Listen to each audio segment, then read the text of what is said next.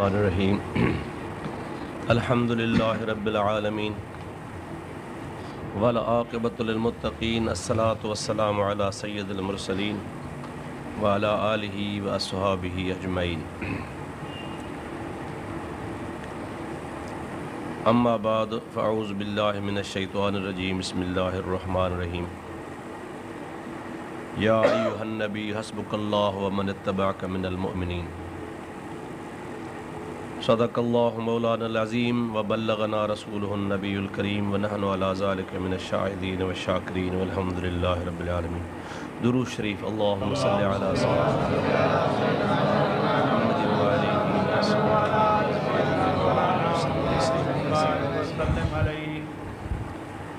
मुअज़्ज़िज़ उलमाए किराम, अवांखे ख़बर आहे अल्लाह ताला जल्ल जलालुहु अमन वालू तव्हांखे इल्मु नसीब फ़रमायो आहे। नबी करीम सल्लल्लाहु तआला अलैहि वसल्लम जी ज़ात बाबरकात अल्लाह ताला जो आख़िरी नबी आहे। क़ुरान मजीद में अल्लाह से फ़रमायो आहे मा कान मुहम्मदुन अबा अहदिम मिर रिजालिकुम वलाकिन रसूलुल्लाह व ख़ातमन नबिय्यीन। नबी पाक अलैहिस्सलातु वस्सलाम जी ज़ात बाबरकात जे ख़त्म नबूवत जे मथां ईमान आण ईमान जे जुज़न मां हिकिड़ो जुज़ आहे। जीअं अल्लाह ताला जल जलालुहु अमन वालू जी वहदानियत ते ईमान आणणु असांजो फ़र्ज़ु आहे, त नबी करीम सल्लल्लाहु अलैहि वसल्लम खे नबी मञण सां गॾु ख़ातमुन नबीन मञण बि फ़र्ज़ु आहे। जेकॾहिं को शख़्स हुज़ूर करीम अलैहिस्सलातु वस्सलाम खे नबी त मञे थो पर आख़िरी नबी नथो मञे त उहो मुस्लमान नाहे, बल्कि दायरे इस्लाम खां ख़ारिज आहे। ख़त्म नबूवत जी तक़ाज़ा इहा ई आहे त नबी पाक अलैहिस्सलातु वस्सलाम जी ज़ात बाबरकात जे आंदल दीन खे मुकमिल सम्झिजे, छो त ख़त्म नबूवत जो असली मफ़हूम इहो आहे नबूवत जो सिलसिलो ख़तमु थियो, यानी इंसानियत जे रहबरी ऐं रहनुमाई जे वास्ते अल्लाह ताला जेको आख़िरी अज़ली पैगाम नाज़िल फ़रमायो उहो कामिल मुकमिल आहे। जेकॾहिं उन पैगाम खे कामिल न तस्लीम कबो त पोइ ईअं महसूसु कयो वेंदो त शायदि ही कामिल कोन्हे, नाक़िस आहे ऐं कंहिं ॿिए नबी जे अचण जी ज़रूरत थींदी। पर जॾहिं अल्लाह ताला क़तई तौरु नस क़तई सां फ़रमायो त नबी पाक अलैहिस्सलाम आख़िरी नबी आहे, त आख़िरी नबी जी तक़ाज़ा इहा आहे त हुन जो दीन मुकमिल ऐं कामिल आहे, जंहिंजो सबूत क़ुरान पाक जी आयत मुबारक आहे अल यौम अकमलतु लकुम दीनकुम व अतममतु अलैकुम निअमती व रदीतु लकुमुल इस्लाम दीना। अल्लाह ताला फ़रमायो त तव्हांजे मथां मां दीन खे मुकमिल करे छॾियो आहे ऐं दीन इस्लाम ॾेई मां तव्हांजे मथां राज़ी थी चुको आहियां। हाणे इहे इस्लाम जे बुनियादी रुकननि मंझां ॻाल्हियूं आहिनि जंहिंजे मथां ईमान आणणु ऐं अक़ीदो रखणु फ़र्ज़नि में शुमार आहे।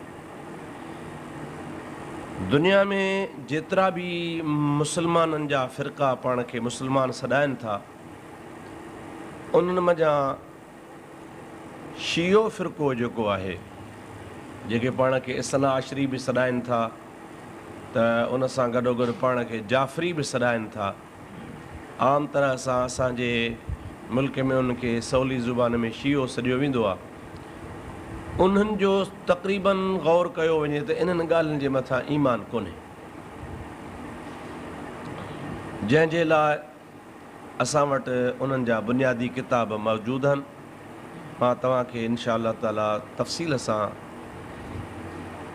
बुनियादी हुन जे मसाइल जे मथां कुझु न कुझु अर्ज़ु कंदुसि, छो त जेकॾहिं बुनियादी अक़ीदनि खां सवाइ ॿिया हिननि जा अक़ीदा जंहिंजी लिस्ट तमामु तवील आहे उहा बयानु कजे त अहिड़ियूं कई नशिस्तूं थींदियूं त बि उहा उन में ॻाल्हि पूरी कान थी सघंदी।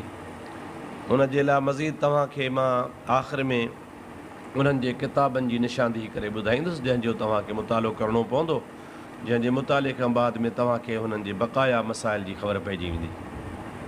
मूं जेका तव्हांजे ॾाढो बुनियादी तरह ॻाल्हि कई आहे त नबी करीम अलैहिस्सलातु वस्सलाम जे ज़ात बाबरकात जे ख़त्म नबूवत जे मथां ईमान आणणु फ़राइज़ में आहे।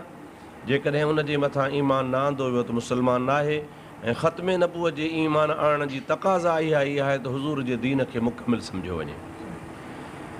सभ खां बुनियादी ॻाल्हि हीअ आहे त अहले सुन्नत वल जमात जा जेके अक़ाइद आहिनि त बुनियल इस्लाम अला ख़म्सिन शहादत अल्लाह इलाहा इल्लल्लाह व इक़ामत सलात व ईताउ ज़कात व सियाम रमद वल हज लिल बैतुल हराम औ कमा क़ाल नबी सल्लल्लाहु अलैहि वसल्लम। 5 रुकन आहिनि। पहिरियों रुकन आहे ला इलाहा इल्लल्लाह मुहम्मद रसूलुल्लाह चवणु। ॿियो रुकन आहे नमाज़। टियों रुकन आहे ज़कात। चौथों आहे रमज़ान जा रोज़ा। 5हों आहे हज शरीफ़। लेकिन अवां इन इस्लामी रुकननि जे बरख़िलाफ़ शीयनि जा रुकन वरी इन खां जुदा हल।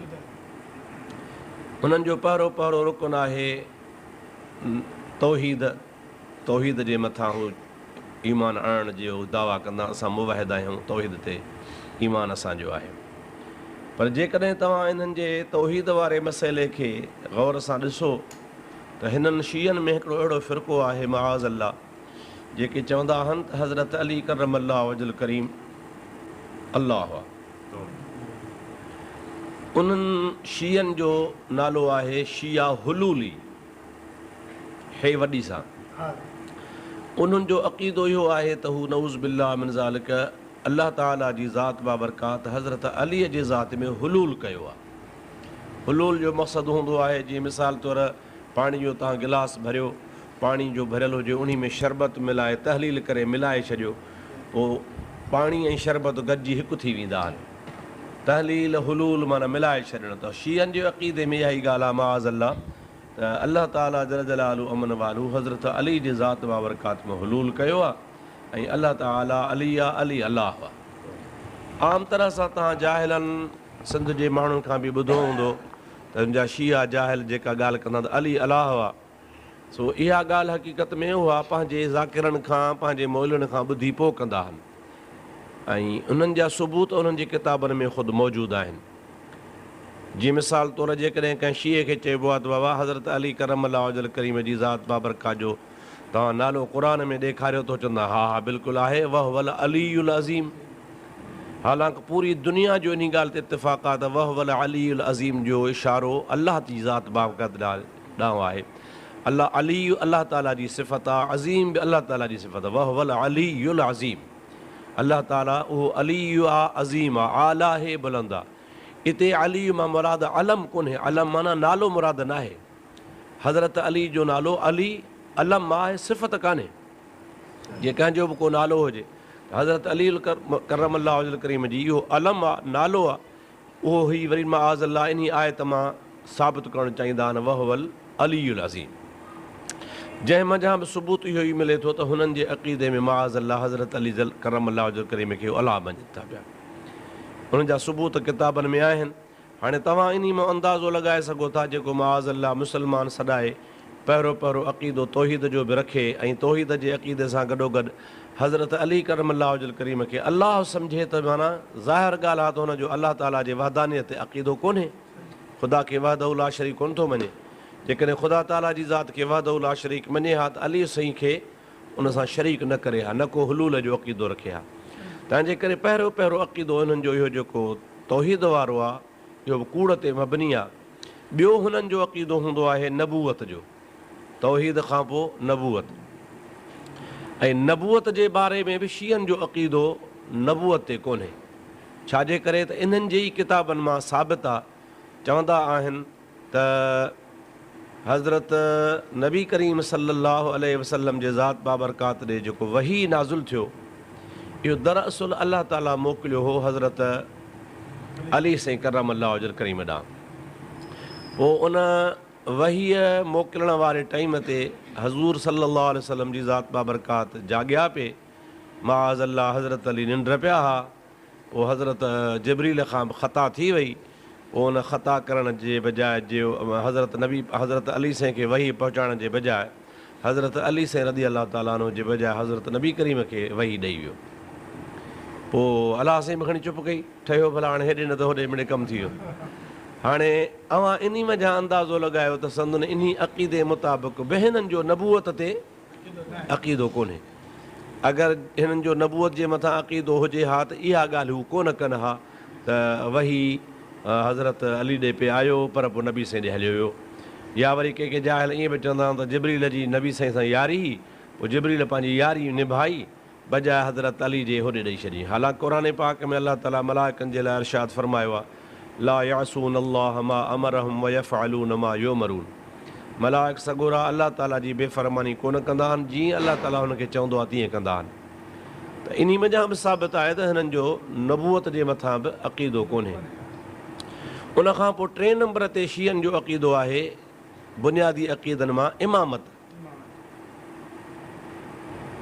इमामत जो त कंहिं बि तरह सां को बि नस सां सबूत कोन्हे को, छोकी क़ुरान पाक जी कंहिं आयत करीमा मां को अहिड़ो सबूत हुजे। इमाम लफ़्ज़ जेको आहे कंहिं बि अॻुवाण खे कहिड़े बि तरीक़े जे पेशवा खे इमाम चई सघिबो आहे। मसलन जीअं तव्हां असां चवंदा आहियूं पेश इमाम, मस्जिद में निमाज़ पढ़ाईंदड़ खे पेश इमाम चइबो आहे। इमामत हुननि जे वटि बुनियादी रुकन आहे ऐं उनखे हू मनसूस मिन अल्लाह चवंदा आहिनि। जॾहिं त क़ुरान पाक जे अलहमद खां वठी करे वन्नास ताईं पूरे क़ुरान पाक ते गौर कबो त कंहिं बि आयत मंझां जेके हिननि शीयनि जा 12 इमाम मुक़ररु कयल आहिनि, हज़रत अली खां वठी करे हज़रत इमाम महदी अलैहिस्सलाम ताईं, उन मंझां कंहिं जे लाइ बि नस कान्हे का। जॾहिं त तौहीद जे लाइ नस जो हुजणु ज़रूरी हूंदो आहे, बुनियादी अक़ीदनि जो ज़रूरी हुजणु हूंदो आहे। जीअं तव्हांखे मां ॿुधायो त असांजे मुस्लमाननि अहले सुन्नत वल जमात जे अक़ीदे में इस्लाम जा 5 रुकन आहिनि, जंहिंजो 5 रुकननि जो क़ुरान पाक मां सबूत आहे। हिननि जे कंहिं बि अक़ीदे जो, मसलन जे तौहीद जो क़ुरान पाक मां सबूत आहे त तौहीद खे कोन था मञनि, पर जेकॾहिं नबूअत जो खणी सबूत आहे त वरी नबूअत जा ई मुनकिर आहिनि। बाक़ी रही इमामत, इमामत जो कंहिं बि क़िस्म जो हिन वटि को सबूत कोन्हे क़ुरान पाक जे कंहिं बि नस मंझां। फ़र्ज़ी किसा, फ़र्ज़ी कहाणियूं जंहिंजे तहत ई इन जे मथां बुनियादु रखनि था। ॿियो नंबर हिन जो, 3 नंबर हिन जो इमामत आहे। चोथों नंबर हिननि जो आहे क़यामत। अक़ीदो हिननि जो क़यामत जे मथां, त भई क़यामत थींदी। क़यामत इस्लाम जे अक़ीदनि में ज़रूरु आहे, लेकिन इस्लाम जो बुनियादनि ते मथां कोन रखियलु आहे। इस्लाम जा बुनियादी अक़ीदा जेके आहिनि उनमें क़यामत शामिलु कान्हे, लेकिन मोमिन जे लाइ शर्त आहे त हू क़यामत ते बि ईमान आणे। अच्छा, आख़िरत में हिन जो जेको 5 हिननि जो उसूल आहे उहो आहे तवल्ला ऐं तबर्रा। 5 रुकन शीयनि जो, तवल्ला ऐं तबर्रा। तवल्ला इहो तौलियत मां वरतला, माना मुहबत करणु अहल बैत सां ऐं नबी पाक अलैहिस्सलाम जे आल सां मुहबत। तवल्ला इहा तवल्ला माना मुहबत बि हिननि वटि इस्लामी रुकन आहे। तबर्रो, तबर्रो करणु माना जेके हुननि जे बक़ौल हुननि जे ज़ाम में जेके नबी साईं जा या अहल बैत अतहार जा दुश्मन आहिनि, उन्हनि जे मथां हू तबर्रो करणु बि पंहिंजे रुकननि में शुमारु कंदा आहिनि। आख़िरी जेको रुकन हुननि जो आहे तवल्ला ऐं तबर्रा। हाणे अव्हां ॾिसंदो त हिननि जे रुकननि मंझां को बि रुकन मुस्लमाननि जे रुकननि सां कोन थो मिले। जेके बि मुस्लमाननि जा रुकन आहिनि, मिसाल पोइ मुस्लमाननि में शाफ़ई हुजनि, मुस्लमाननि में हम्बली हुजनि, मुस्लमाननि में मालिकी हुजनि, मुस्लमाननि में हनफ़ी हुजनि, मुस्लमाननि में अशारी हुजनि, मुस्लमाननि में मातुरीदी हुजनि, जेतिरा बि मुस्लमाननि जा मारूफ़ जमातूं ऐं मकतब फ़िक्र आहिनि, उन मुस्लमाननि जे कंहिं बि मकतब फ़िक्र सां हिननि जो इस्लामी उसूलनि जे लिहाज़ सां को उसूल मिले कोन थो पियो। इन जे करे ई बुनियादी तरह जेके असली शिया आहिनि उहे मुस्लमाननि जे अक़ीदे खां ख़ारिज हुजण जे करे हुननि खे उलमाए किराम जी फ़तवा आहे त हिन खे 2 क़िस्मनि में अॻिते हली तक़सीम कयो वियो आहे। उहे 2 क़िस्म मां तव्हांखे अॻिते तफ़सील सां ॿुधायां थो। बुनियादी ॻाल्हि हीअ आहे, आम तरह सां माण्हू ईअं तासुर वठंदा आहिनि या थोरा घणा पढ़िया लिखिया बि इहो ई तासुर वठंदा आहिनि त शीयनि जो असां सां इख़्तिलाफ़ जेको आहे सो सिर्फ़ु सहाबा किराम जे हद ताईं आहे। वधि में वधि माण्हू ईअं सम्झंदा आहिनि त शिया था चवनि त नबी करीम अलैहिस्सलाम जी ज़ात बाबरकात खां बाद में ख़िलाफ़त जो हक़दार माइटीअ जे करे, न्याणे हुजण जे करे, सौट हुजण जे करे हज़रत अली हो, पर हज़रत अली जे बजाए ज़ुल्म सां या ॾाढ सां या ज़बरदस्ती सां हज़रत अबू बकर सिद्दीक़ खे विहारियो वियो। पोइ 2 नंबर में हज़रत उमर खे, 3 नंबर ते हज़रत उस्मान खे, पोइ 4 नंबर ते लाचार मजबूर थी करे हज़रत अली खे विहारियो, जॾहिं त हू ख़लीफ़े बिला फ़सल आहे। हुननि जे बांग में बि इहा ई शहादत ॾींदा आहिनि, अशहदु अन अलीयन वलीउल्लाह व वसीयु रसूलुल्लाह व ख़लीफ़तहु बिला फ़सल। त मां शाहिदी थो ॾियां त अली वलीउल्लाह या वसी रसूलुल्लाह, नबी पाक हुन जे लाइ वसियत करे वियो आहे। ख़लीफ़त हू ऐं नबी से जो ख़लीफ़ हुआ पर बिला फ़सल सवाइ संधे जे। छाजे करे उहो बिला फ़सल ख़लीफ़ो इन जे करे चवंदा आहिनि जो त ख़लीफ़ो असां बि मञूं था। शिया बि हज़रत अली खे ख़लीफ़ो मञनि था, अहले सुन्नत वारा बि हुज़ूर हज़रत अली खे ख़लीफ़ो मञनि था। पर पोइ फ़र्क़ु करण जे लाइ हू चवंदा आहिनि ख़लीफ़त हू बिला फ़सल। असां चवंदा आहियूं चोथे नंबर ते ख़लीफ़ो फ़सल सां, ऐं हू चवंदा आहिनि ख़लीफ़ो पहिरें नंबर ते बिला फ़सल जे। हाणे इन अक़ीदे खे असां सम्झो आहे त इहो बुनियादी इख़्तिलाफ़ु आहे असांजो शीयनि जो ऐं सुन्ननि जो। पर तव्हां जेकॾहिं शीयनि जे उसूल खे पढ़ंदव त शीयनि वटि बि ख़िलाफ़त जो मसइलो को उसूली कोन्हे, हुननि वटि बि ख़िलाफ़त जो मसइलो फ़ुरूई आहे, उसूली न आहे। अहले सुन्नत व जमात जो याने मुस्लमाननि जो ऐं शीयनि जो उसूली इख़्तिलाफ़ जीअं मां तव्हांखे ॿुधायो त तौहीद बारी ताला खां शुरू थो थिए। जॾहिं त हू अलाह ताला जे तौहीद जा ई क़ाइल कोन्हनि, अलाह तबारक व ताला जे ज़ात लाइ हज़रत अलीअ खे हुलूलियत जो अक़ीदो रखनि था त अलाह ताला जी ज़ात अली में हुलूल कयो आहे। अलाह ताला हज़रत अली सां गॾिजी वियो आहे, जीअं शरबत पाणी में गॾिजी वञे, ईअं अलाह अली आहे, अली अलाह आहे। त हाणे इन मां अंदाज़ो लॻो त हिननि जो मुस्लमाननि सां बुनियादी तौहीद में ई इख़्तिलाफ़ आहे, जंहिंजी अवामुन्नास खे ख़बर कान्हे का। ऐं अवां आलिम आहियो, अवां बहैसियत आलिम दीन जे मुबल्लिग़ जे अवां जे मथां लाज़िम थिए थो त शीयनि जे इन बुनियादी अक़ीदे खां तव्हां मुस्लमाननि खे आगाह कंदा कयो ऐं उनखे ॿुधाईंदा कयो त शीयनि सां असांजो इख़्तिलाफ़ रुॻो ख़िलाफ़त जे मौज़ू ते न आहे, टिनि यारनि जे मञण या न मञण ताईं न आहे, बल्कि हुननि जो ई असांजो बुनियादी इख़्तिलाफ़ तौहीद खां शुरू थो थिए। हू ख़ुदा जे तौहीद जा मुनकिर आहिनि, अलाह ताला खे वहदहू ला शरीक करे कोन था मञनि पिया। नंबर ॿ, ॿिए नंबर में हुज़ूर अकरम सल्लल्लाहु अलैहि वसल्लम जे नबूअत जे मामले में हुननि जो इख़्तिलाफ़ आहे। हू ज़ाहिरी तरह दुनिया खे बेवकूफ़ बणाइण जे लाइ चवनि था पिया त असां नबी करीम खे अलाह जो नबी आख़िरी मञूं था, लेकिन इहा ॻाल्हि हिन जा किताब कोन था मञनि। जॾहिं त हीअ चवनि था त वही हज़रत अली ते पे आई त पोइ नबी पाक खे कीअं हुननि मञियो। ॿ, उनखां पोइ नंबर 3 नंबर में बुनियादी ॻाल्हि आहे अलाह ताला जो क़ुरान। क़ुरान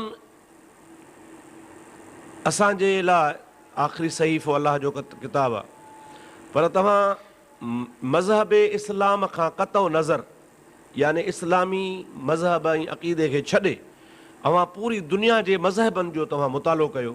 ईसाईयत हुजे, यहूदियत हुजे, ॿुध मज़हब हुजे, हिंदू मज़हब हुजे, जेतिरा बि मज़हब आहिनि, मज़हब जे दायरे में अलाह ताला जे वजूद ऐं तसव्वुर खे मञणु ज़रूरी आहे।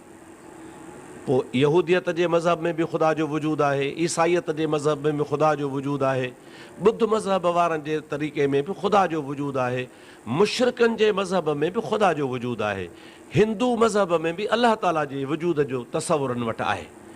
बाक़ी जंहिं मज़हब में ख़ुदा जो तसव्वुर ई कोन्हे उन खे कम्यूनिस्ट चइबो आहे, कम्यूनिज़म तरीक़े ते हलण वारा आहिनि, सोशलिस्ट तरीक़े जा आहिनि। उन्हनि जे मज़हब में त हीअ दुनिया ऑटोमेटिक हले थी, पाण ई पाण हले थी, हिन खे हलाइण वारो को बि कोन्हे। हादसाती तौरु हीअ दुनिया पैदा थी पई आहे, हादसाती तौरु अॻिते हली आहे ख़तमु थी वेंदी। कंहिं मनसूबे तहत कंहिं प्रोग्राम तहत हीअ दुनिया न ठही आहे। जॾहिं त जेके बि दुनिया जा मज़हब आहिनि उहे सभई मज़हब इन ॻाल्हि जो इनकार कनि था, मज़हबनि में हादसाती तौरु दुनिया क़ाइमु न थी आहे, बल्कि मुकमिल मनसूबे तहत अलाह ताला पैदा फ़रमाई आहे ऐं उहो अलाह तबारक व ताला अज़ल खां अबद खां हमेशह खां आहे, जेको हमेशह हूंदो, उन ई जहान ठाहियो आहे। पोइ उन ठाहिण खां बाद में अॻिते हली असांजे इख़्तिलाफ़ अक़ाइद में थियो आहे, उहा ॿी ॻाल्हि आहे, लेकिन ख़ुदा जे वजूद में इख़्तिलाफ़ मज़हब में कोन्हे को।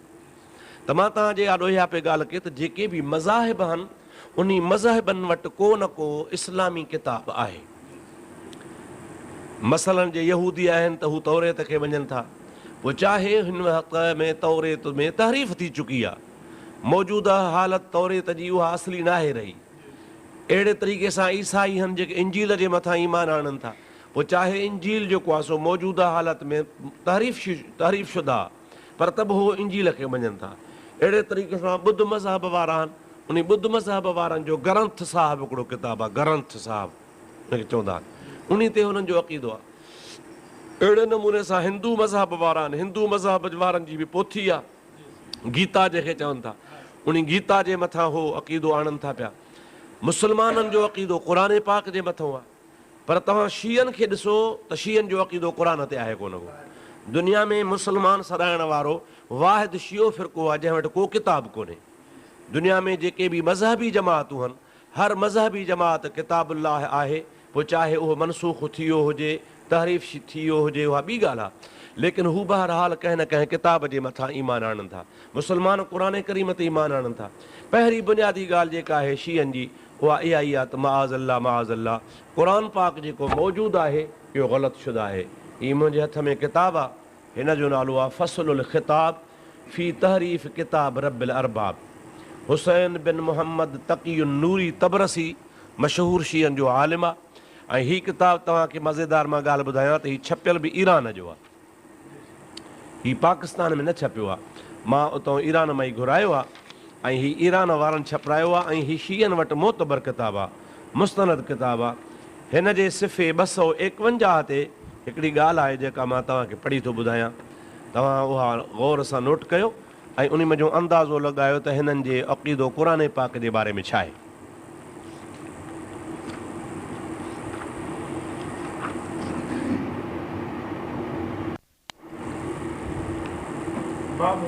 किताब जे अंदरि फ़सलुल ख़िताब जे अंदरि हिन क़ुर करीम में तहरीफ़ जा सबूत पेश कया आहिनि। माना पंहिंजे पर में सबूत थो पेश करे त क़ुर पाक में हिन तरह सां तारीफ़ थियल आहे, हिन तरीक़े सां तारीफ़ थियल आहे, हिन तरीक़े सां तारीफ़ थियल आहे। जंहिं मज़ा जेको हिननि जो अदलील सानियुल अशर जेको हिननि दलील ॾिनो आहे 12हों, उन 12हें दलील में ही चवे थो त क़ाल सैयद नेमतुल्लाह अल जज़ाइरी फ़ी बाद मुअल्लिफ़ाती कमा हुकिया अन्हो अन्नल अख़बार दालत अला ज़ालिक यदुल अला अल्फ़े हदीसिन वद्दआ इस्तिफ़ाज़तहा जमाअतुन कल मुफ़ीद वल मुहक़्क़िक़। हिननि जा वॾा वॾा अलामा मुफ़ीद आहे, अलामा मुहक़्क़िक़ आहे। उन्हनि जे रोशनी में ही चवणु थो चाहे त असां वटि क़ुर करीम जे मौजूदह क़ुर करीम जे मुहर्रफ हुजण जे लाइ, तहरीफ़ शुद्ध हुजण जे लाइ 2000 मुतवातिर हदीसूं आहिनि। तव्हांखे ख़बर आहे, तव्हां आलिम दीन आहियो त मुतवातिर हदीस जी हैसियत केतिरी हूंदी आहे। जो किताबुल्लाह खां बाद में 2 नंबर में मुतवातिर हदीस जो दर्जो ई मक़ाम आहे। माना मोतबर खां मुस्तनद हदीस जेका हूंदी आहे असां क़ुर पाक खां पोइ 2 नंबर में हदीस जेका असां मुतवातिर हूंदी आहे, जेका सभिनी खां वधीक मुस्तनद हूंदी आहे। उहा जेकॾहिं हिकिड़ी मुतवातिरी हदीस हूंदी आहे त उन जे मथां अक़ीदे जो दीन जो बुनियादु रखिजी वेंदो आहे। पर शीयनि जे मज़हब में बक़ौल फ़सुल ख़िताब जे लिखे थो त असां वटि 2000 मुतवातिर रिवायतूं आहिनि। ऐं मुतवातिर पोइ कंहिंखां आहिनि थियल आहे, उहे लाज़मन जेके मुतवातिर हदीसूं रिवायतूं आहिनि से हिननि जे अइम्मा हज़रात खां हूंदियूं, जिन खे मासूम इमाम मञनि था। हज़रत अली खां, हज़रत इमाम हसन खां, हज़रत इमाम हुसैन खां, हज़रत इमाम ज़ैनुल आबिदीन खां, हज़रत इमाम मोहम्मद बाक़र इला आख़िरी जेके बि अइम्मा हज़रात आहिनि, उन इमामनि जूं 2000 मुतवातिर रिवायतूं आहिनि। माअज़ल्ला सुम माअज़ल्ला बक़ौल शीयनि जे, जंहिं मां साबित आहे त हीउ मौजूदु क़ुर पाक कूड़ो आहे। इन जो जेको असली वजूदु आहे उहो छा आहे, असली वजूदु उन जे बारे में मां तव्हांखे वरी हिन जो ॿियो किताबु आहे मोतबर तफ़सीर साफ़ी। उन तफ़सीर साफ़ी जे अंदरि बिल्कुलु वज़ाहत बीठी आहे। ऐं हीअ हिननि जो किताबु तफ़सीर साफ़ी जेको आहे उहो लिखण वारो हिननि जो आहे अल्लामा फैज़ काशानी। 1991 में हुन जी वफ़ात आहे। ऐं शीयनि जो ही मोतबर तफ़सीर आहे। उन मोतबर तफ़सीर जे अंदरि हिकिड़ी रिवायत आहे जेका मां तव्हांखे पढ़ी ॿुधायां, अवां उन में अंदाज़ो लॻायो। वफ़ी रिवायत अबी ज़र अल ग़फ़ारी रज़ी अल्लाहु अन्हु अन्नहु लम्मा तुवफ़िय रसूलुल्लाह सल्लल्लाहु अलैहि वसल्लम जमा अलीयुन अलैहिस्सलातु वस्सलाम अल क़ुरआन व जा बिही इलल मुहाजिरीन वल अंसार व अरदहु अलैहिम लमा क़द औसाहु बिज़ालिक रसूलुल्लाह सल्लल्लाहु अलैहि वसल्लम। हिन जे चवण जो मक़सदु इहो आहे त अबू ज़र ग़फ़ारी रावी आहे, उहो थो चवे त जॾहिं हुज़ूर सल्लल्लाहु अलैहि वसल्लम जी ज़ात जी विसाल थियो, वफ़ात थी, त हुज़ूर जे वफ़ात खां बाद में जमा अलीयुन अलैहिस्सलातु वस्सलाम अल क़ुरआन, क़ुर खे तरतीब ॾेई जमो हज़रत अली कयो। हुज़ूर जे वफ़ात खां पोइ क़ुर पाक खे हज़रत अली गॾु कयो। गॾु करण खां पोइ जा बिही इलल मुहाजिरीन वल अंसार, पोइ अली पंहिंजो क़ुर गॾु करे ठाहे ठोके खणी मुहाजिरनि ऐं अंसारनि वटि अरदहू अलैहिम जी पेश कई त बाबा हीउ अथव क़ुर जेको अलाह नाज़ुल कयो हो, नबी ते लथो हो ऐं मां तव्हां वटि खणी आयो आहियां। लमा क़द औसाह बिज़ालिक रसूलुल्लाह सल्लल्लाहु अलैहि वसल्लम, इन्ही जे करे मां हीउ क़ुर गॾु कयो आहे जो मूंखे इन जे गॾु करण जी रसूलुल्लाह वसियत कई। फलम्मा फतहू अबू बकरिन, जॾहिं उन्ही अली वारे क़ुर खे जेको गॾु करे खणी आयो हज़रत अबू बकर खोले ॾिठो त ख़रज फ़ी अव्वल सफ़हतिन फ़तहा फ़ी फ़दाइल क़ौम, उन्ही में पहिरों सिफ़ो जो हीअं खणी खोले त पहिरें ई सिफ़े ते हिकिड़ी क़ौम जी गिला लिखियल हुई, हिकिड़ी क़ौम जी उन क़ुर में गिला लिखियल हुई। पोइ हज़रत अबू बकर जो खोलियो गिला जो ॾिठईं त वसब उमर, पोइ हज़रत उमर टप ॾिनो, पोइ छा कयईं फ़क़ाल, चवणु लॻो या अली उर्दुदहु फला हाजत लना फ़ीह, इहो मोटाए खणी वञ क़ुर, असांखे खपे ई कोन थो। इन्ही माना अंदाज़ो लॻाए थो त जन माण्हुनि जी गिला लिखियल ही, शायदि हुन में अबू बकर उमर शामिल हा। जॾहिं हज़रत उमर खे कावड़ लॻी, हज़रत अली खे कावड़ लॻी, हज़रत अली साईं क़ुर जो खोलियो त क़ुर में उथंदे ई पहिरें अखर में अबू बकर ऐं उमर जी ऐं ॿियनि माण्हुनि जी गिला लिखियल हुई, जंहिं ते उमर साईं कावड़जी पियो ऐं अली खे चयो खणी वञ इहो क़ुर, असांखे ज़रूरत कान्हे। फ़अख़ज़हू अलीयुन अलैहिस्सलातु वस्सलाम, पोइ हज़रत अली हो क़ुर खणी वियो, वनसरफ़ ऐं मोटी वियो। सुम्महदर ज़ैद बिन साबितन वकान क़ारियुन लिल क़ुर, उन खां पोइ आयो हज़रत ज़ैद बिन साबित जेको क़ुर जो कारी हो। फ़क़ाल लहू उमर, पोइ उन सां ॻाल्हि कई हज़रत उमर त इन अलीयन अलैहिस्सलाम जाअना बिल क़ुर, ज़ैद अली असां वटि हिकिड़ो क़ुर खणी आयो आहे, वफ़ीह फ़दाइल मुहाजिरीन वल अंसार, फ़ीह फ़दाइल मुहाजिरीन वल अंसार, उन्ही क़ुर में मुहाजिरनि जी ऐं अंसारनि जी गिला लिखियल हुई। हाणे थोरो तव्हां तवजो कयो, अली क़ुर गॾु कयो, उन्ही क़ुर गॾु करण खां पोइ असहाबनि वटि खणी आयो, उन्हीअ खे हज़रत अबू बकर खोलियो, खोलण सां पहिरें ई सिफ़े ते मुहाजिरनि अंसारनि जी गिला लिखियल हुई, जंहिंजे करे उमर मोटाए ॾिनो, अली वापसि खणी वियो, जंहिंजी वरी उमर साईं पाण थो वज़ाहत करे त उन्ही में फ़ज़ाइल लिखिया पिया हुआ, गिलाऊं लिखियूं पियूं हज़रत नबी पाक जे मुहाजिरनि अंसार साहबनि जूं। हाणे तव्हां उलमा जी जमात वेठा आहियो, अव्हां पाण बि सोचो ऐं इहा तव्हां अवामुन्नास खे दावत फ़िक्र ॾियो ऐं बाक़ाइदे हुनखे पढ़ी न ॿुधायो, बल्कि क़ुर खोले ॾेखारियो। तव्हां चओ मुस्लमानो, पहिरीं पहिरीं त तव्हां पंहिंजे ज़मीर खां पुछो त हीउ मौजूदु आहे अलाह जे क़ुर ते तव्हांजो ईमान आहे, ऐं यकीनन मुस्लमान चवंदो त मुंहिंजो क़ुर ते ईमान आहे। पोइ उन खां बाद में तव्हां हुनखे आयतूं सूरत तौबा वग़ैरह जूं खोले ॾेखारियो, अल्लज़ीन आमनू वहाजरू वजाहदू फ़ी सबीलिल्लाह बिअमवालिहिम व अनफुसिहिम। अल्लाह ताला जल जलालु अमन वालू फरमाए थो, उन्हनि शख़्सनि आमनू वहाजरू वजाहदू फ़ी सबीलिल्लाह बिअमवालिहिम व अनफुसिहिम आज़म दरजतन इंदल्लाह।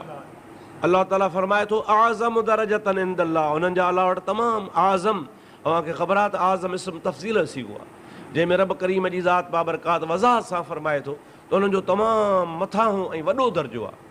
हाणे जॾहिं त क़ुर पाक मौजूदु क़ुर आहे, उहो त मुहाजिरनि ऐं अंसारनि जी तारीफ़ पियो करे, उन्हनि खे आज़म दर्जतन पियो सॾे।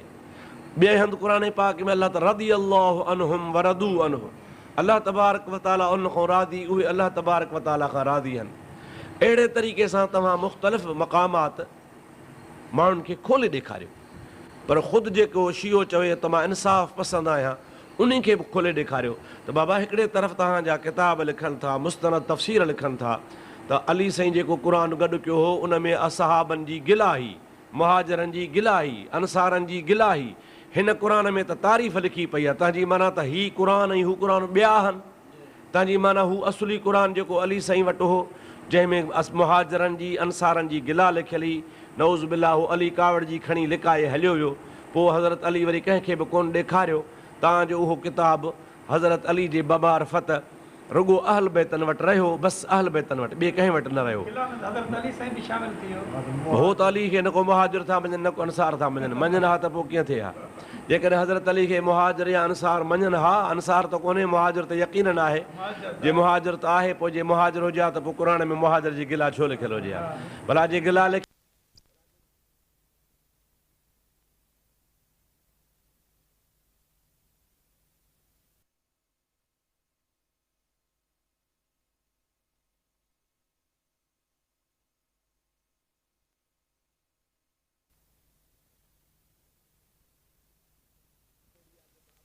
अहिड़ी आहे जेका अकुल खां ख़िलाफ़ आहे, सम्झ खां फ़हम ऐं फ़रासत खां ॿाहिरि आहे। हाणे हिन खे तव्हां इबारत मंझां अंदाज़ो लॻाए सघो था पिया त नऊज़ बिल्लाह मिन ज़ालिक शीअनि जो अक़ीदो क़ुर पाक जे मथां आहे या न आहे। हे त 1091 जो हिननि जो मुला आहे, पर ही कुमी तफ़सीर जेको आहे सो हिननि जो हिन खां बि अॻे जो तमामु पुराणो किताबु आहे।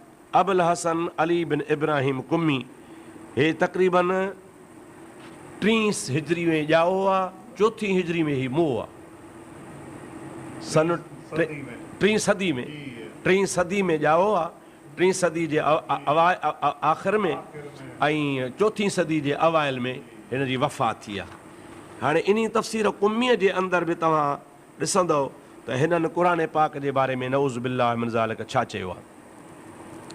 मां तव्हांखे हिन जो हवालो कढी थो ॾेखारियां। 301 सिफ़े ते हीअ इबारत आहे, तव्हां पढ़ो ॿुधो त क़ुर पाक जे बारे में ही छा था चवनि पिया।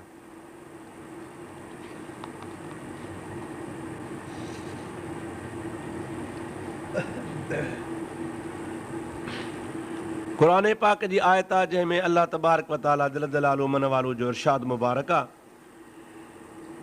उन जे बारे में शिया था चवनि त हीअ आयत जेका अहिड़े तरीक़े सां लथी, वल्लदीन आमनू वअमिलुस सालिहात व आमनू बिमा नुज़्ज़िल अला मुहम्मदिन फी अलीइन वहुवल हक़्क़ु मिर रब्बिहिम कफ़र अनहुम सय्यआतिहिम व असलह बालहुम। चए हा कज़ा नुज़िलत। हाणे इहा आयत सगुरी क़ुर पाक में जेका आहे सा हिते आलिम बि वेठा आहियो, हाफ़िज़ बि वेठा आहियो। वल्लदीन आमनू वअमिलुस सालिहात व आमनू बिमा नुज़्ज़िल अला मुहम्मदिन वहुवल हक़्क़ु मिर रब्बिहिम कफ़र अनहुम सय्यआतिहिम व असलह बालहुम। इन में फ़ी अलीइन जो अखर आहे कोन को, पर ही थो चवे त फ़ी अलीइन जो लफ़्ज़ इन में हुयो। हा कज़ा नुज़िलत अहिड़े तरीक़े सां नाज़िल थी हुई, पर पोइ इहा पोयनि शख़्सनि फ़ी अलीइन जो लफ़्ज़ इन मां कढी छॾियो। हाणे जॾहिं त तव्हांजो ऐं असांजो ऐं तमामु मुस्लमाननि जो अक़ीदो आहे त अल्लाह तबारक व तआला जल जलालहू अमन वारो जे पाक कलाम में कंहिं बि क़िस्म जी का तहरीफ़ वग़ैरह कान्हे का, अल्लाह ताला जे कलाम पाक जी ज़ेर ज़बर बि पंहिंजी जॻह ते महफ़ूज़ आहे। उन खां पोइ मां रुगो सिर्फ़ु तव्हांखे हिकिड़ो नमूने मुश्ते नमूना अज़ खरवार ख़रार मां हिकिड़ी मुठ खणण जे नमूने तौर सां तव्हांखे ॿुधायां थो त हिननि जो छा अक़ीदो आहे नऊज़ बिल्लाह मिन ज़ालिक, जो अल्लाह ताला जे कलाम पाक जे लाइ छा था चवनि पिया। हाणे जीअं क़ुर पाक में अल्लाह ताला फरमाया वल्लदीन कफ़रू फ़तासन लहुम व अदल अअमालहुम ज़ालिक बिअन्नहुम करहू मा अनज़लल्लाहु फ़अहबत अअमालहुम। क़ुर पाक में ही आहे, लेकिन ही था चवनि पिया त असुल में हा कज़ा नुज़िलत नाज़ुर हीअं थड़ी करहू मा अनज़लल्लाहु फ़ी अलीइन फ़अहबत अअमालहुम। इते बि फ़ी अलीइन जो लफ़्ज़ जेको हुयो सो हिननि कढी छॾियो आहे ऐं क़ुर पाक में हिननि फेर फार कई आहे। तफ़सीर कुमी जो मतिलबु आहे त हिन जो अक़ीदो आहे। हाणे अवां इन्हनि अक़ीदनि मंझां सम्झी विया हूंदा त हिननि जो क़ुर पाक जे मथां केतिरे क़दुरु ईमान आहे। क़ुर पाक जे बारे में हिननि जो क़तई तौर सां इहो अक़ीदो आहे। अल्लाह तबारक व तआला ग़रीक़ रहमत फ़रमाए असांजे उस्ताद साईं मरहूम मुफ़्ती मोहम्मद साहिबदाद साईं रहमतुल्लाह ताला अलैहि वटि जॾहिं असां पढ़ंदा हुआसीं त साईं फ़रमाईंदा हुआ बा मुनाज़िरे जा आहिनि गुर, जंहिंखे उहे गुर ईंदा पोइ उन गुर जे तहत दुश्मन खे मात ॾेई सघंदो ऐं दुश्मन हुन जे आॾो ॻाल्हाए कोन सघंदो। पोइ असां त उस्तादनि खां सिखी कोन सघियासीं, पर चंद ॻाल्हियूं जेके साईं ॿुधायूंसीं उहे ज़हन में आहिनि। ऐं उन्हनि ते जॾहिं बि असां को अमल कयो आहे त वाक़ई सची ॻाल्हि आहे त उस्तादनि जे चवण मुताबिक़ को बि शियो वहाबी बदमज़हब उन में फतह हासिलु नथो करे सघे। साईं जन फरमाईंदा त तव्हां जॾहिं बि शीए सां मुनाज़रो कयो त ॿिया जेतिरा बि इख़्तिलाफ़ी मसाइल आहिनि उन्हनि खे तव्हां आख़िर में रखो। ख़िलाफ़त जो मसइलो आहे, इमामत जो मसइलो आहे, बाग़ फ़िदक जो मसइलो आहे, अहिड़े तरीक़े सां जेतिरा बि मसाइल आहिनि उनखे तव्हां आख़िर में रखो। शीए खे तव्हां चैलेंज इहा कंदा कयो त शियो पहिरियां पंहिंजो ईमान साबित करे मौजूदु क़ुर जे मथां, माना शियो इहा ॻाल्हि साबित करे त मां हिन क़ुर खे मञां थो, पर ज़ुबानी त चवंदो त मां मञां थो। अवां कहिड़े बि शीए खां अॼुकल्ह पुछंदो, हू चवंदो मुंहिंजो शियो, मां बहैसियत शीए जे क़ुर करीम ते ईमान आणियां थो। पर मुंहिंजा दोस्तो उलमा किराम सगुरो, अवां शीए खे चैलेंज ईअं न कयो त तूं ज़ुबान सां थो चवीं, बल्कि उनखे चओ त बहैसियत शीए जे पंहिंजे कंहिं बि मोतबर किताब मां साबित करे ॾेखार त हीउ क़ुर सचो आहे। जेके बि शीयनि जा मुस्तनद किताब आहिनि, मोतबर किताब आहिनि, कंहिं बि हिकिड़े मोतबर किताब मां शियो बिल्कुलु कतई तरह सां हवालो साबित नथो करे सघे जंहिंमें जे लिखियलु हुजे शीयनि जे किताब में त क़ुर ई सचो आहे। जॾहिं त अहले सुन्नत वल जमात जे किताबनि में, हदीस जे किताबनि में, फ़िक़ह जे किताबनि में, तारीख़ जे किताबनि में, सीरत जे किताबनि में भरपूर तरीक़े सां लिखियो पियो आहे त हीउ अलाह ताला जो आख़िरी किताब आहे, सचो आहे। अहिड़े तरीक़े सां शियो पंहिंजे कंहिं बि किताब मां साबित नथो करे, ज़ुबानी तरह चवंदो। अच्छा भला ज़ुबानी तरह छो थो चवे? उन ज़ुबानी तरह चवण जो बि सबबु आहे। शीयनि वटि हिकिड़ो बुनियादी अक़ीदो आहे त मल्ला तक़ियत लहू ला ईमान लहू। जीअं असां वटि रसूलुल्लाह जी मोतबर हदीस आहे, अला ला ईमान लिमल्ला मुहब्बत लहू। हुज़ूर से फरमाइनि था, ख़बरदार जंहिं वटि मुहब्बत न आहे तंहिं वटि ईमान न आहे। अला ला ईमान लिमल्ला मुहब्बत लहू ला ईमान लहू। त शीयनि जे वरी अक़ीदे में आहे जंहिंमहिल ला तक़ियत लहू ला ईमान लहू, जंहिं वटि तक़ियो कोन्हे उन वटि ईमान कोन्हे। तक़ीअ जो मक़सदु छा हूंदो आहे?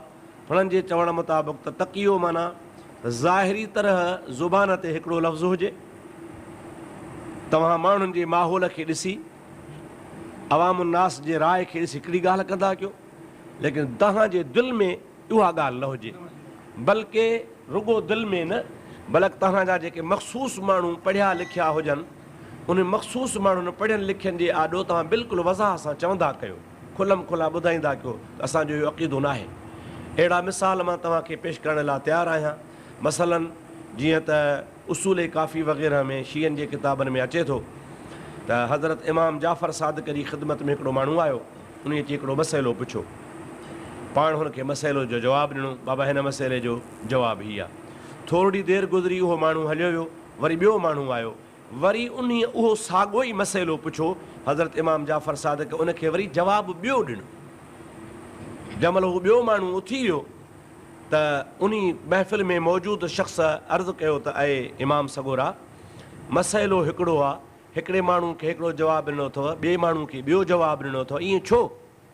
पोइ पाण हुनखे फ़रमायो त तोखे ख़बर न आहे, अतक़ियतो मज़हब आबाई व मज़हब ना, या अतक़ियत दीनुना व दीन आबा अना। तक़ियो असांजो दीन आहे ऐं असांजे अबनि ॾाॾनि जो दीन आहे। मां पहिरें माण्हूअ खे जेको जवाबु ॾिनो, इहो इन जे करे उनखे जवाबु ॾिनुमि त हू पंहिंजे तरीक़े जो न हो, असां ऐं तव्हां वारे मज़हब जो न हुयो, तंहिंजे करे मां हुनखे ॿियो जवाबु ॾेई छॾियो। ऐं ॿिए नंबर ते जेको माण्हू आयो सो असांजे ऐं तव्हांजे मज़हब जो हो, पोइ उनखे मां सही तरीक़ो ॿुधायो। हाणे हू माण्हू त चुप थी वियो, इमाम साहिब बि चुप थी वियो, लेकिन मुस्लमान जो ज़मीर त चुप त कोन थींदो। ॿुधाइण वारे ॿुधी छॾियो, लिखण वारे लिखी छॾियो, लेकिन इंसान जो ज़मीर त चुप कोन थो रहे त हिकिड़ो इमाम हुजे, बक़ौल शीयनि जे मासूम हुजे। असां अहले सुन्नत वटि बि हू असांजे लाइ मोतबर ऐं मुस्तनद इमाम आहे ऐं साबित आहे त हू इमाम जाफ़र सादिक़ अहले सुन्नत वल जमात जो हो। अहिड़े बुज़ुर्ग हस्तीअ खां छा इहा ॻाल्हि मुतवक़्क़ियो थी सघे थी जो हिकिड़े ई मसइले जा ॿ जवाब हुजनि, हिकिड़े माण्हू खे हिकिड़ो ॿुधाए, ॿिए खे ॿियो ॿुधाए। पोइ त अंदरि कारो कांव ॿाहिरि ॿोली हंझ जी, अहिड़ो ठल्हो थांव भञी भोरा छो करी, इहो त नामुमकिन आहे जो हिकिड़े माण्हू खे हिकिड़ो जवाबु ॾिजे, ॿिए माण्हू खे ॿियो जवाबु ॾिजे।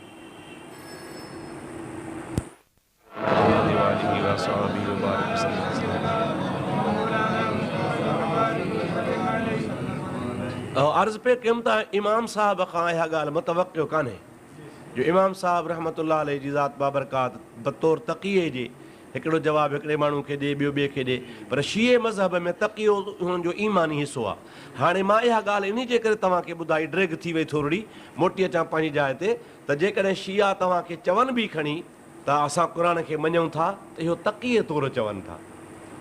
तव्हां हुननि जे ज़ुबानी ॻाल्हि ते भरोसो न कयो, 1000 दफ़ा चवे, 10 दफ़ा चवे बाबा मुंहिंजो क़ुर ते भरोसो आहे, तव्हां हुनखे पकड़ इहा कंदा कयो त बाबा ठीकु आहे, जेके तुंहिंजो अक़ीदो आहे त पंहिंजे किताबनि में ॾेखार। ऐं इनशा अल्लाह ताला मां जीअं तव्हांखे ॿुधायो उस्ताद साईं जो गुर त क़यामत ताईं शियो पंहिंजे किताबनि मां साबित नथो करे सघे त मौजूदा क़ुर सचो आहे, छो त हुननि जे किताबनि मां इहो साबित शुदा आहे त नऊज़ बिल्लाह मिन ज़ालिक ही मौजूदा क़ुर ग़लति आहे। मिसाल तौरु ॿी जेका आयत आहे क़ुर पाक में, इन कुंतुम फी रैबिम मिम्मा नज़्ज़लना अला अब्दिना फ़अतू बिसूरतिम मिन मिस्लिही, मशहूरु आयत आहे। इन जे लाइ बि शीयनि लिखियो आहे, जंहिंजो मशहूरु तफ़सीर मक़बूल आहे, तर्जुमा मक़बूल, मौलाना मक़बूल हुसैन देहलवी शियो मशहूरु हुननि जो आलिम हो, उन तर्जुमो उर्दू ज़ुबान में लिखियो आहे जेको आम तरह सां मिले बि थो।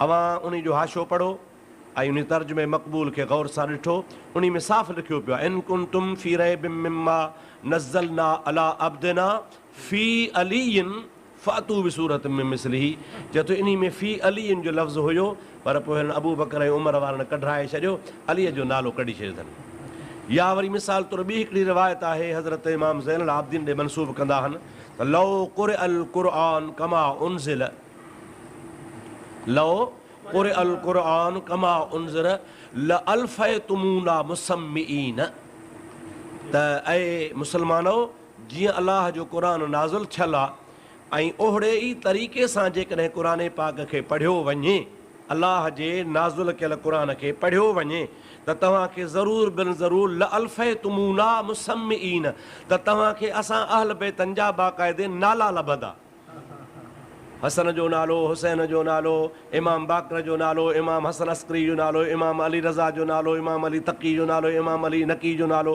हज़रत इमाम मूसा काज़िम जो नालो, हज़रत इमाम महदी जो नालो, त लअल्फ़यतुमूना मुसम्मिईन, त तव्हां असांखे बाक़ाइदे नालनि सां लहंदव, असांजा नाला तव्हांखे क़ुर में नज़र ईंदा।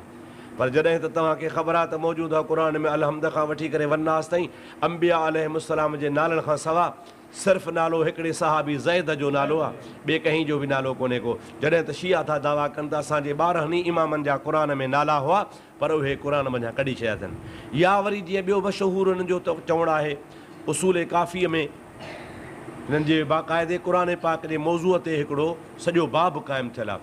उन में चयो अथनि त जेको असुली क़ुर हो उहो 70 गज़ लंबो हो, 70 गज़ लंबो हो, ऐं उन जूं जेके आयतूं हुयूं से तक़रीबन 70,000 आयतूं हुयूं। जॾहिं त तव्हां आलिम आहियो, तव्हांखे ख़बर आहे, बल्कि पूरी दुनिया खे ख़बर आहे त क़ुर पाक में तक़रीबन 6,500 खां मथे आयतूं आहिनि, की न के 6,600 ई के आयतूं आहिनि बसि, उन में बि इख़्तिलाफ़ आहे। ॿाहिरि हाल खणी वधि में वधि 6,500 खणी ॿधो, 6,500 काॾे 70,000 काॾे, जेकॾहिं तव्हां इन हिसाब सां अंदाज़ो कयो त 70,000 जे हिसाब सां माना हिन मौजूदा क़ुर खां क़ुर 5 6 थी वियो मथे, हा 10 क़ुर शरीफ़ थी वियो, जेको मौजूदा क़ुर खां बि वॾो हो।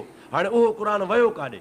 शिया था चवंदो हो क़ुर अली गॾु करे आयो हो, अबू बकर उमर कोन ॿुधो न को ॾिठो, पोइ कावड़ जी अली रखी छॾियो, पोइ अली वरी पंहिंजे अहल बैतनि खे ॾींदो हुयो। पोइ तव्हां त हलंदे हलंदे इमाम महदी वटि जॾहिं आयो शियनि जे बक़ौल, पोइ इमाम महदी अलैहिस्सलाम जे मथां हमिलो कयो मुखालिफ़नि, पोइ इमाम महदी अलैहिस्सलाम मनसुर फिल गार, हिकिड़ो गार आहे इन मुल्क ॾे मथे ॾियां बगदाद खां मथे काॾे शाम जे मुल्क ॾे, पोइ हज़रत इमाम महदी उन गार में इन क़ुर सूदो टुबी हणी वियो। पोइ क़ुर बि अली इमाम महदी सां गॾु आहे, इमाम महदी बुते आहे। पोइ इमाम महदी ईंदो कॾहिं? जॾहिं पूरी रूई ज़मीन ते 313 पक्का शिया थींदा पोइ ईंदो। 313 पक्का शिया जॾहिं थींदा, माना 313 जो अंगु इन जे करे त उहो बदर जे मैदान में मुस्लमान 313 आहे, त उन 313 जो अंगु जॾहिं शीयनि पकनि जो थींदो, पोइ इमाम महदी जी जमात चवंदी त हाणे मज़बूत आहे, 313 थियासीं, हाणे अलाह मदद। ऐं हीअ जेका कुत ख़लक घुमे थी अञा पका न आहिनि, माना जेकॾहिं पका हुजनि हा त इमाम महदी अची वञे हा न साईं। हे जेके लखनऊ वारा, कोटड़जी वारा, ऐं जेके जहां ख़ैरपुर वारा ऐं ॿिए जहान वारा जिथे बि शिया घणा आहिनि, तव्हांजी माना हे पका ख़ुदि बि न आहिनि। तंहिंजे करे मां तव्हांखे बार बार इहा ॻाल्हि ताक़ीद करायां, बावर करायां थो त जेकॾहिं कॾहिं बि को तव्हांखे शियो चवे त असांजो क़ुर ते ईमान आहे त कूड़ थो हणे। तव्हां हुनखे चओ ठीकु आहे, तुंहिंजो ईमान क़ुर ते आहे, असां तुंहिंजो ईमान तॾहिं तस्लीम कंदासीं जॾहिं तूं पंहिंजे कंहिं आलिम शीए खां पंहिंजो किताब बुनियादी तरह वठी आणे ॾे, जंहिंमें तूं असांखे ॾेखार त हीउ वाक़ई क़ुर पाक अलाए सचो आहे। ऐं इनशा अल्लाह तबारक व तआला मां तव्हांखे वसूख़ सां चवां थो त पहिरीं त इन ॻाल्हि ते अहल इल्म शियो तव्हां सां मुनाज़िरो ई कोन कंदो, छो त साबित ई करे कोन सघंदो। नंबर ॿ, ऐं ॿियो हुननि जे किताबनि में सबूत आहे ई कोन को त मौजूदु आहे क़ुर पाक सचो आहे।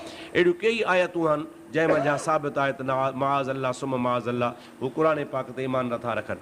हाणे तव्हां इन मां अंदाज़ो लॻायो त छा असांजो शीयनि सां सिर्फ़ु इन ॻाल्हि ते इख़्तिलाफ़ आहे ख़िलाफ़त जे बारे में, या शीयनि खे असीं सिर्फ़ु इन जे करे ख़राबु सम्झो था जो अबू बकर उमर उस्मान खे नथा मञनि? न न, अबू बकर उमर उस्मान सानवी हैसियत आहे, जेकॾहिं को हुनखे मञे या न मञे उहा बाद जी ॻाल्हि आहे। लेकिन क़ुर करीम हिकिड़ी बुनियादी अक़ीदो आहे, जीअं आमनतु बिल्लाहि व मलाइकतिही व कुतुबिही, इहो बुनियादी ॻाल्हि आहे त अलाह ते मां ईमान आंदो, व मलाइकती मलाइकनि ते ईमान आंदो, व कुतुबी किताबनि ते किताबुल्लाह ते ईमान आणणु ज़रूरी आहे। त हाणे जॾहिं किताबुल्लाह खे माज़ अल्लाह मुहर्रिफ़ चवनि था, तहरीफ़ शुदा मञनि था, ग़लति तस्लीम कनि था ऐं नऊज़ु बिल्लाह मिन ज़ालिक खुटल सम्झनि था पिया, इमाम मोहम्मद जाफ़र सादिक खां कंहिं सवाल कयो आहे जेको शीयनि जे किताब में लिखियलु आहे त इमाम साहिबु तव्हां असांखे ॿुधायो त पोइ असां ही जेको मौजूदु आहे क़ुर आहे छो था पढ़ूं, जॾहिं असांजे अक़ीदे में आहे ई कोन त पोइ छो था पढ़ूं? त पोइ इमाम मोहम्मद जाफ़र सादिक रज़ी अलाह ताला जो जवाबु हुनखे इहो ॾिनो आहे त छा कयूं, मजबूरी आहे जो ॿियो क़ुर आहे कोन, असली क़ुर इमाम महदी खणी वियो आहे, ॿियो क़ुर आहे कोन, पोइ मजबूरी तहत इहो मिड़ेई क़ुर पढ़ूं था। ऐं नंबर ॿियो इन जे करे पढ़ूं था त मतां माण्हुनि जा मुंहं असां खां फिरी वञनि, मतां माण्हुनि जा मुंहं असां खां फिरी वञनि। जे हिन ज़ाहिरी क़ुर खे सफ़ा छॾे ॾींदासीं त पोइ माण्हुनि जा मुंहं असां खां फिरी वेंदा। पोइ मजबूरी आहे, हिकु त असली क़ुर कोन्हे पाण वटि, नंबर ॿ त माण्हुनि जे मुंहनि खे बि फेराइणो कोन्हे, मिड़ेई माण्हुनि खे बि राज़ी रखिणो आहे। पोइ तंहिंजे करे असां इन क़ुर खे मिड़ेई पोइ जहिड़ो तहिड़ो जीअं तीअं भला जहिड़ो तहिड़ो अंधो करणो मंडो जीअं सम्झी नौज़ बिला पढ़ूं था पिया। हाणे इन मंझां तव्हां ख़ुदि अंदाज़ो लॻाए छॾियो त जंहिंजो लक़ब आहे सादिक, उन सादिक जे मथां कहिड़ो कूड़ था हणनि पिया, जॾहिं त इमाम मोहम्मद जाफ़र सादिक आहे, सचो आहे, ऐं उन जे सचे जे मथां एॾो वॾो इल्ज़ाम हणणु, वॾो कूड़ हणणु, त उन हीअं चए पियो चयो इन मां साबित आहे त शीयनि जो क़ुर पाक जे मथां क़तई तौर सां ईमान कोन्हे। जंहिं जे करे मां तव्हांखे मुंड में ॿुधायो त मां तव्हांखे इहो ॿुधाईंदुसि त जेके शीयनि जा ॿ टोला आहिनि, उनमें हिकिड़ो इहो टोलो आहे जेको क़तई तौर सां क़ुर करीम जो मुनकिर आहे, ऐं यकीननि जेको क़ुर करीम जो मुनकिर आहे उन जे बारे में असांजे उलमाए किराम जी फ़तवा आहे त बिल्कुलु क़तई तौर सां काफ़िर आहिनि। आला हज़रत रहमतुल्लाह अलैह पंहिंजे फ़तवा में रद्दुर रिफ़्ज़ा वग़ैरह ऐं ॿियनि किताबनि में लिखियो आहे त अहिड़नि शीयनि जे अक़ीदे में मन शक फ़ी कुफ़्रिहिम फ़हुव काफ़िरुन, जेको अहिड़नि जे कुफ़र में शक करे उहो बि काफ़िर आहे। माना ईअं खणी सम्झो त अहिड़े काफ़र खे काफ़िर मञणु ज़रूरियात दीन में शामिल आहे, दीन जे ज़रूरत में इहा ॻाल्हि शामिल आहे त अहिड़े काफ़र खे काफ़िर चवणु खपे। ऐं उनखां बाद में ॿिए नंबर जो मसइलो आहे नबी पाक सल्लल्लाहु अलैहि वसल्लम जे ज़ात बाबरकात जे, सहाबा किराम जो ऐं ख़िलाफ़त जो।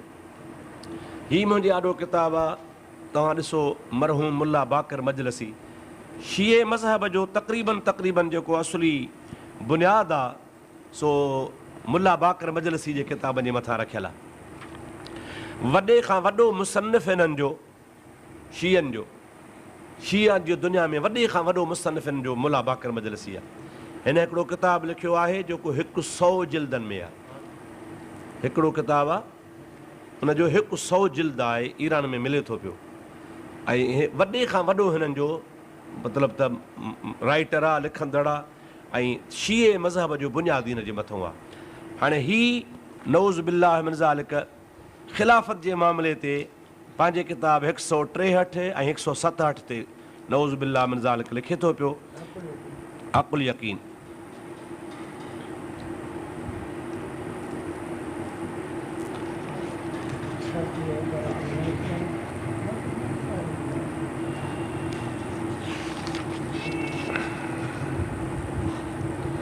माज़ल्ला सुम माज़ल्ला हिन जे अंदरि जेके लफ़्ज़ लिखिया आहिनि से उहे अहिड़ा त ॾुख जहिड़ा आहिनि जो माण्हू पढ़ंदे बि हुनखे शर्म पियो थिए।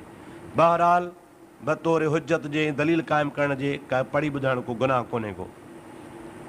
हिन में नऊज़ बिल्लाह मिन ज़ालिक लिखियो अथनि त जॾहिं नबी करीम अलैहिस्सलातु वस्सलाम जे ज़ात बाबरका जी विसाल थियो ऐं वफ़ात थी त उन विसाल ऐं वफ़ात खां पोइ सक़ीफ़ा बनी साइदा में वञी अबू बकर ऐं उमर ऐं ॿियनि गॾिजी पाण खे ख़लीफ़ो मुंतख़ब कराए माण्हुनि खां बैत वरिती। सुबुह जो टाइम थियो त हज़रत अली करमल्लाहु वजल करीम खे महफ़िल में मौजूदु न ॾिठऊं। पोइ हज़रत अली करमल्लाहु वजल करीम जी ज़ात खे घुराइण जे लाइ हिननि 2-3 माण्हू मोकिलिया, जंहिंमें हज़रत ख़ालिद बिन वलीद जो नालो सरे फ़हरिस्त शिया ॾींदा आहिनि। ऐं हज़रत ख़ालिद बिन वलीद उहो इस्लाम जो बतले जलील आहे, जो अंग्रेज़ ईसाई ऐं यहूदी बि तस्लीम कनि था त उहो वॾो मुजाहिद हो ऐं इस्लाम जी हुन वॾी ख़िदमत कई आहे। ऐं शिया उन खे माअज़ल्लाह मिन ज़ालिक दुश्मन सम्झी चवनि था त हज़रत उमर जी सलाह सां हज़रत अबू बकर ख़ालिद बिन वलीद खे ऐं ॿियनि खे मोकिलियो, जेके अची हज़रत अबू बकर सिद्दीक़ चवण सां तलवार खणी हज़रत अली जे घर में काहे पिया। पोइ हज़रत अली करमल्लाहु वजल करीम खे नऊज़ बिल्लाह मिन ज़ालिक मजबूर करे रीसमान दर गुलूए हक़ जूए आ मुतीए अमर इलाही अंदाख्तंद व कशीदंद के अज़ खाना बेरू आवरदंद। ही उन जी मुल्ला बाकर मजलिसी जी असुली इबारत आहे जेका हक़ुल यकीन जे 163 सफ़े ते मौजूदु आहे, जंहिंमें नऊज़ बिल्लाह मिन ज़ालिक लिखियो त कारे रंग जो रसो, रंग बि हराम लॻी वियो आहे, कारे रंग जो रसो हो, उहो कारे रंग जो रसो खणी हज़रत अलीअ जे घर में अंदरि दाख़िल थिया ऐं ज़ोरी दाख़िल थियण खां पोइ हज़रत अली जे ॻिची में रसो विधऊं। हालांकि तव्हांखे ख़बर आहे त जॾहिं बि कंहिं बि माण्हू खे जबरन छिकबो आहे, गीहबो आहे त ॿाहुनि खां वठिबो आहे, टंगो टाली कबो आहे। ईअं कोन हूंदो आहे जो बिस करे हुनखे बीहारे सिंगनि में रसो विझिजे ऐं कंध में रसो विझिजे।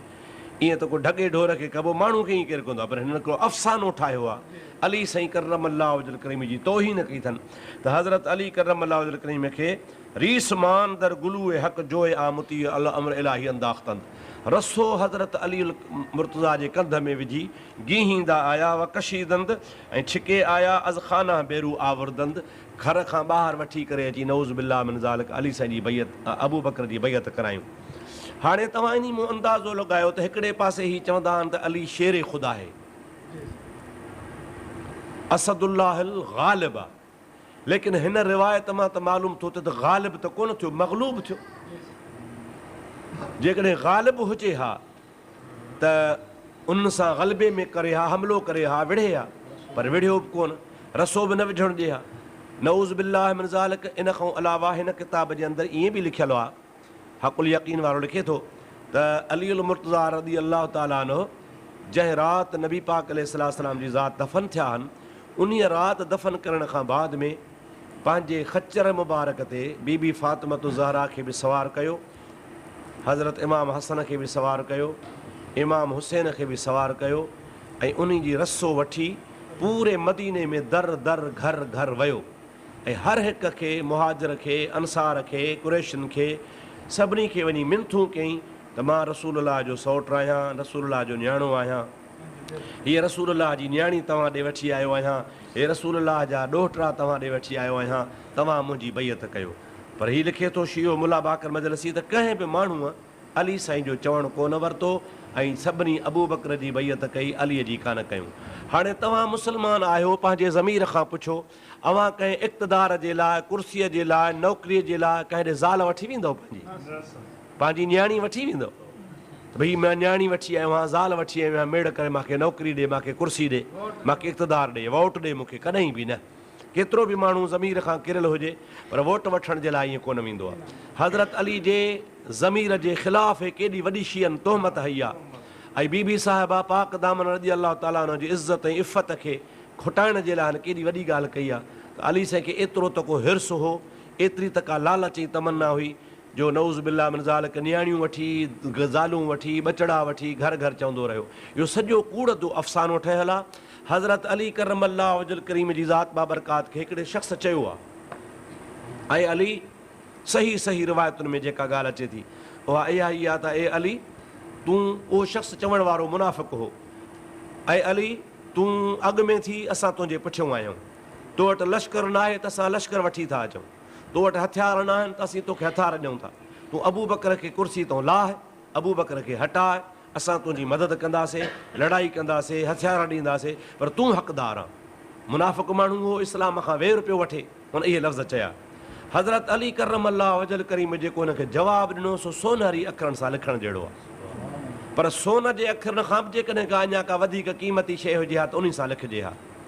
हज़रत अली करम अल्लाह वजल करीम उन खे जवाबु ॾिनो त ख़बरदार मुनाफ़िक़, तूं इस्लाम खां वेर वठणु थो चाहीं ऐं इस्लाम जे दायरे में दाख़िल थी अहिड़ी ॻाल्हि थो करीं जेका मुस्लमान कोन कंदो आहे। पर हाणे जवाबु मुंहिंजो ॿुध, मां इन जो जवाबु तोखे इहो थो ॾियां त मां तोखे ईअं त कोन्ह चवंदुसि त हथियार बि खणी आ, माण्हू बि वठी आ, मुंहिंजी मदद कर, बल्कि मां तोखे ईअं जवाबु ॾींदुसि त अलीअ जे सिसीअ में जेसीं ताईं साहु आहे तेसीं ताईं माउ पुटु कोन ॼणियो आहे जेको अबू बकर खे मुसले तां हटाए सघे। सबबु कहिड़ो आहे? सबबु इहो ई आहे त मूं पाण हिननि अखियुनि सां ॾिठो जो रसूल करीम सल्लल्लाहु अलैहि वसल्लम पाण पंहिंजो हुकुम ॾेई अबू बकर सिद्दीक़ खे मुसले ते बीहारियो आहे। ऐं मूंखे ख़बर आहे त रसूलुल्लाह सल्लल्लाहु अलैहि वसल्लम जी ज़ात बाबरकात जे ज़िंदगी पाक में 17 नमाज़ूं, चइनि पहरनि में घणियूं नमाज़ूं हूंदियूं आहिनि, रात्रिअ में 5 नमाज़ूं हूंदियूं आहिनि, त हिकिड़ा 5, ॿिया 5, टियां 5, 15, उन खां पोइ 2 नमाज़ूं, तक़रीबन माना 3 ॾींहं 3 रातियूं, 3.5 ॾींहं थी विया ज़रे घटि वञी। हज़रत अली से करम अल्लाह वजल करे फरमाया था त मां पाण ॾिठो रसूलुल्लाह जे हयातीअ में अबू बकर सिद्दीक़ 17 नमाज़ूं पढ़ायूं आहिनि, पर आख़िरी नमाज़ बि रसूल करीम अलैहिस्सलाम अबू बकर खे मुसले ते बीहारे पंहिंजे हुजरे शरीफ़ मां दरवाज़ो खोले निहारियो आहे। पंहिंजो दरवाज़ो जो खुलियो त सहाबा खे रसूलुल्लाह सां मुहबत हुई। अगरि जो हुननि जा मुंहं काबे ॾे हा, अगरि जो हुननि जा मुंहं इमाम जे पुठियां हा, मुंहं निवाज़ में अलाह जे दरगाह ॾे हा, सभु अलाह जे हुज़ूर में बीठा हा, पर ईअं साइड में रसूलुल्लाह दरवाज़ो जो खोलियो ऐं दरवाज़े खुलण जो आवाज़ु, छो त सभु नमाज़ी सहाबी निमाज़ जे बावजूदु हुज़ूर करे बि निहारे रहिया ऐं इन ख़ुशी में हा त शायदि रसूलुल्लाह हाणे अचनि था ऐं अची असांखे निमाज़ पढ़ाईंदा।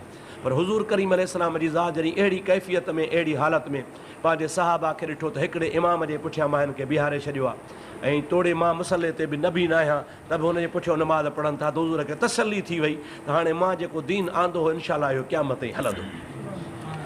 हाणे रहियो सुवालु इहो जेको आम तरह सां इहो चयो वेंदो आहे त शिया घणो इन खे उछलाईंदा आहिनि, हिननि जा ज़ाकिर, हिननि जा मौलवी ऐं हिननि जा जाहिल, हुनखे इहो सेखारियो वियो हूंदो आहे त भई ठीकु आहे अबू बकर खे नबी करी मुसले ते बीहारियो, अली साईं ठीकु आहे, हुनजे पुठियां नमाज़ पढ़ी क़बूल था कयूं, लेकिन इहा हिकिड़ी तमामु बेमुरवती आहे जो मुर्शिद हुजे, पीर हुजे, उस्ताद हुजे या वरी नबी करीम जहिड़ी ज़ात हुजे, उनजो जहान मां विसाल थी वञे, बुरको मटाइजी वञे ऐं असहाब सगोरा उन जे जनाज़े में न अचनि, कफ़न में न अचनि, नऊज़ बिल्लाह मिन ज़ालिक, हुज़ूर जे दफ़न में न अचनि ऐं कुर्सी खे लॻी वञनि, इहा तोहमत हणंदा आहिनि सहाबा किराम जे मथां त नबी करीम सल्लल्लाहु अलैहि वसल्लम जे सहाबनि किरामनि महबूबनि करीमनि जे जनाज़े में शिरकत कान कई।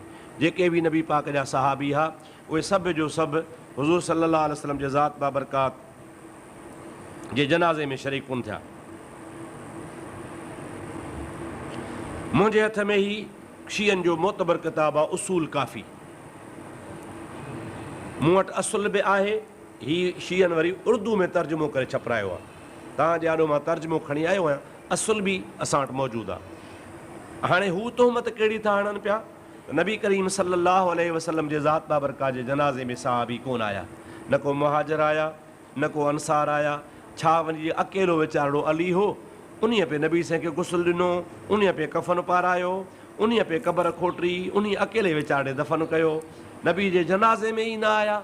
उहे जेके जनाज़े में न आया उनखे कुर्सी जी लालची, उहे कहिड़ा वफ़ादार थिया।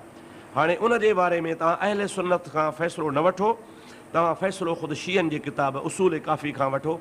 हीअ 558 सिफ़ो उसूल काफ़ी तर्जुमे वारे जो आहे, उन ते मां इबारत तव्हांखे पढ़ी थो ॿुधायां जंहिंमां तव्हां अंदाज़ो लॻायो त हिननि केतिरो कूड़ हयो आहे। पंहिंजनि किताबनि खे बि कोन था ॾिसनि, पंहिंजनि किताबनि खे जेकर ॾिसनि हा त बि इहा ॻाल्हि मसइलो हल थी वञे हा। असल में इबारत इहा अन अबी जाफ़रन क़ाल लम्मा क़ुबिदन नबी सल्लल्लाहु अलैहि वसल्लम सल्लत अलैहिल मलाइकतु वल मुहाजिरून वल अंसार फौजन फौजन। ऐं तर्जुमो बि शीअं कयो आहे जेको मां तव्हांखे पढ़ी ॿुधायां, कंहिं सुन्नी जो थियल कोन्हे। इमाम मोहम्मद बाकर अलैहिस्सलाम ने फरमाया, जब रसूल खुदा की रूह कब्ज़ हुई तो मलाइका ने और मुहाजिरीन ने और अंसार ने जोक दर जोक हज़रत सल्लल्लाहु अलैहि वसल्लम पर नमाज पढ़ी।